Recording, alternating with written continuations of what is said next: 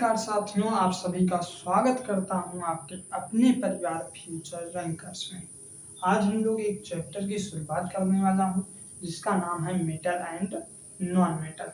तो बिना कोई देरी को हम लोग क्लास को स्टार्ट करते हैं। अगर आप लोग पिछली क्लास नहीं किए हैं एसिड बेस एंड सॉल्ट की तो उसको जाकर जरूर कर लेना। तो हम लोग आज क्या पढ़ने वाले हैं, हमारा चैप्टर क्या है, इन सब के बारे में हम लोग आज पढ़ेंगे। तो चैप्टर हमारा क्या है, तो चैप्टर हमारा है मेटल्स एंड नॉन मेटल्स। क्या हो जाता है, मेटल एंड नॉन मेटल्स। इसे ही क्या कहते हैं, धातु और अधातु। हम लोग आज इसी चैप्टर को अच्छी तरह से करने वाला हूँ। तो कम से कम 2 या 3 क्लास तो होगी ही इस चैप्टर में। तो आप लोग सब क्लास अच्छी तरह से देखना और अच्छी तरह से आप लोग करना। तो धातु और अधातु में हम लोग को सबसे पहले तत्व से शुरू करते हैं। किससे? तत्व। और तत्व हमारा हमें कहाँ पर मिलता है, पेरियोडिक टेबल यानी आवर्त सारणी में। तो आवर्त सारणी को हम लोग बाद में चैप्टर देखेंगे, पहले उसमें जो मेन चीज है वो आपको मैं बता देता हूँ। हमारी आवर्त सारणी दिखती कैसी है, कुछ इस तरह की दिखती है। आप लोग देखे होंगे अच्छी तरह से, कुछ इसी तरह बनता है, इसी तरह होती है। फिर उसके बाद 2 लाइन और नीचे भी रहता है। इस तरह के हमारा आवर्त सारणी बनता है। और इसको बाद में ही देखो ज्यादा सही रहेगा। अभी हम आपको मेन पॉइंट आपको बता देता हूँ। जैसे जो हमारे तत्व होते हैं, तत्व 3 प्रकार के होते हैं। कितने प्रकार के होते हैं तत्व, यहाँ पर लिख लेना। तत्व 3 प्रकार के होते हैं। 3 प्रकार में मान लो तो उसे बांटा जाता है। 3 प्रकार के होते हैं।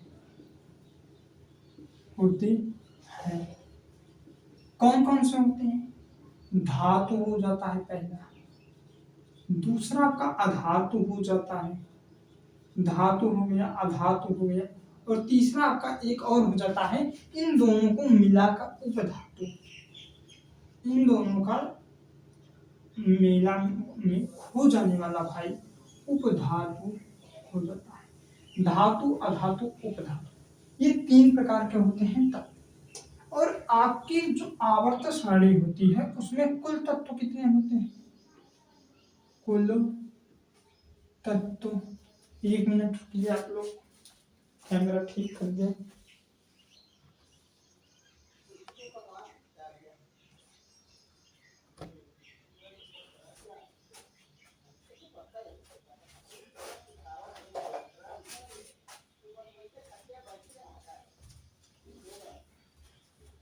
तो कुल तत्व कितने होते हैं? तो कुल तो तत्व आपके 118 हो जाते हैं। कहोगे हाँ बिल्कुल, कितने होते हैं? 118। इनमें से धातु कितनी होती है? धातु कितनी होती है? अधातु कितने होते हैं? और आपका उपधातु कौन? उपधातु क्या कितने होते हैं? उपधातु कितने होते हैं? धातु, मेटल, नॉन मेटल, और आपका जो हो जाता है उपधातु यानी मेटेलाइट कितने होते हैं? तो धातु की अगर बात करें तो 93 धातुएं होती हैं। अधातु की बात अगर मैं करूं तो अधातु आपके 18 होते हैं। कितने होते हैं? 18। याद रखना बिल्कुल, 18 अधातु होते हैं। उपधातु आपके 7 होते हैं। कितने? 7। और आप इनको काउंट करोगे, ऐड करोगे तो आपका कितना हो जाएगा कुल तत्व? 118। 118 तत्व में 93 तत्व जो होते हैं वो हमारे धातु में आते हैं। 18 ये तत्व जो होते हैं वो हमारे अधातु में आते हैं, और 7 जो होते हैं उपधातु में आते हैं। इतना याद रखोगे? हाँ बिल्कुल। अगर आप इतना याद रखोगे तो हम लोग इसको छोड़कर अब ये अपने टॉपिक पर आते हैं, यानी हम अपने चैप्टर पे आते हैं, धातु और अधातु। तो आज हम लोग धातु को देखने वाले हैं, फिर हम लोग कल की क्लास में अधातु, फिर उपधातु इस तरह देख लेंगे। तो चलो इसे इरेज करता हूँ, फिर उसके बाद आपको आगे बताता हूँ।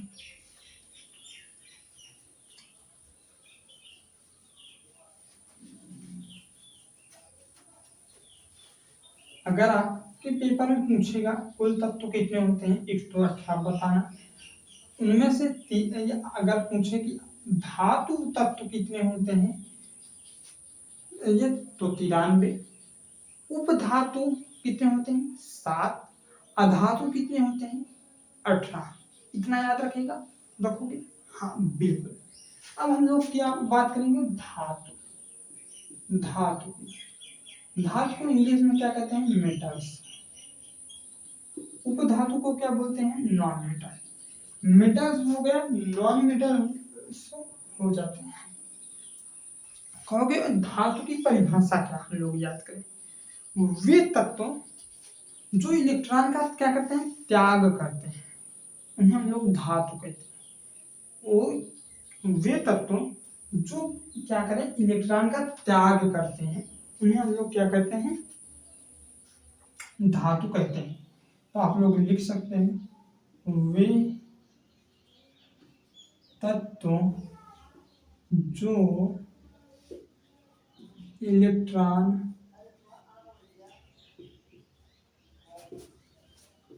का त्याग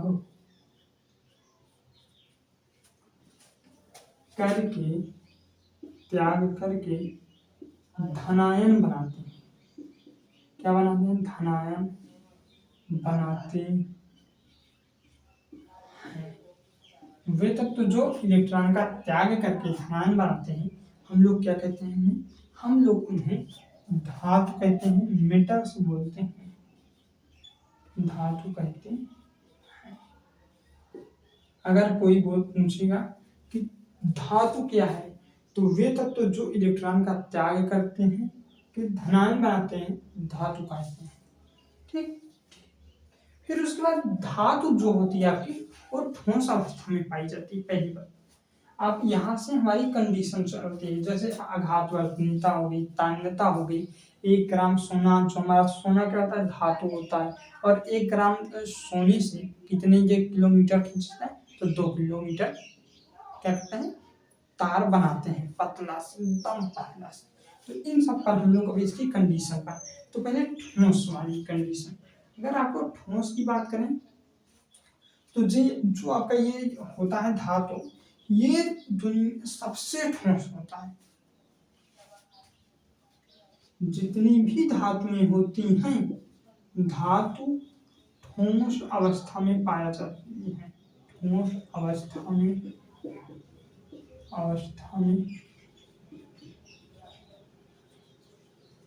पाई जाती है। किसमें पाई जाती है, ठोस अवस्था में पाई जाती है। देखो 1 मिनट को लाइव में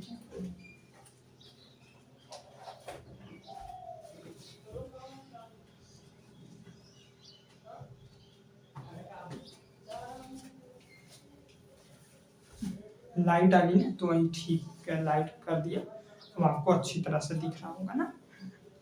तो हमने आपको क्या क्या बताया, पहले एक बार फिर से समझ लीजिए। धातु की परिभाषा कितने क्या होती है, वे तत्व जो इलेक्ट्रॉन का त्याग करके धनायन बनाते हैं, धातु कहलाते हैं। पहली बात। दूसरा, इसमें सबसे बड़ा कंडीशन होता है धातु ठोस अवस्था में पाई जाती है। कोई भी धातु है वो ठोस अवस्था में पाई जाती है। अपवाद हर जगह होते हैं, कोई ना कोई अलग हर जगह होता है। उसी तरह क्या होता है, इसमें भी अपवाद है। ठोस अवस्था में पाई जाती है पर एक अपवाद है।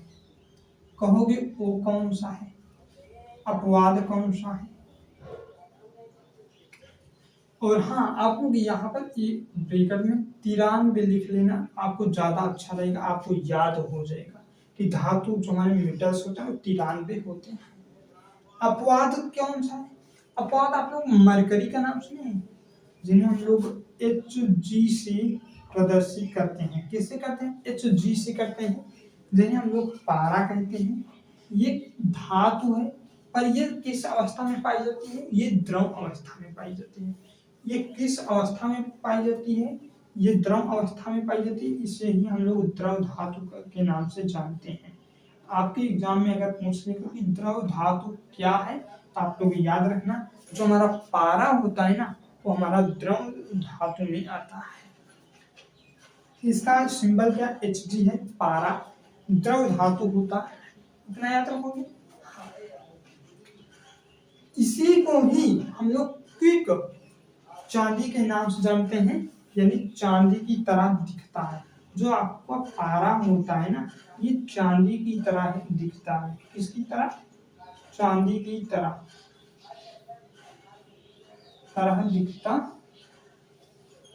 दिखता है। तो जो हमारा पारा होता है वो द्रव धातु है, चांदी की तरह दिखता है और ये अयस्क के साथ मिलता है। हमें कोई भी धातु है वो अयस्क के साथ ओरस के साथ मिलता है। और इसका अयस्क क्या होता है, तो अगर आपको इसका अयस्क पूछ लेगा तो आप लोग याद रखना, इसका अयस्क हो जाता है आपका स्नेबर। क्या हो जाता है? स्नेबर हो जाता है, इतना याद रखो।